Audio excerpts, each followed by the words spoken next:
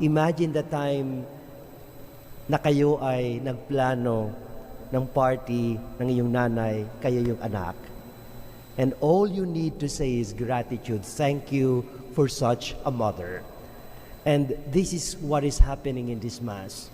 Jesus, the Son, is the host and appreciating the mother.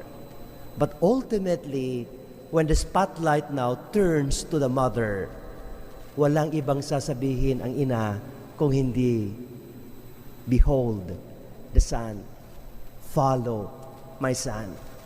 Sapagkat kahit sa kanyang birthday celebration ng Blessed Mother, ang tinuturo pa rin niya ay the birth of Jesus.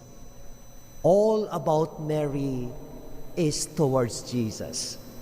And that is the genius, that is the perfect example of Christian. Gaya ng lahat ng mga ina, walang ibang iniisip kundi yung anak. Pero ang pambihira kay Maria, wala siyang ibang tinuturo kahit sa kanyang birthday kung hindi ang kanyang anak. All to Jesus. All for Jesus.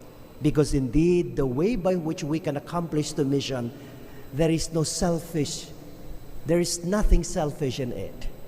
Like the Blessed Mother, looking always to Jesus. Because if we lose sight of Jesus, our mission crumbles or collapses. That is what the gospel is saying to us.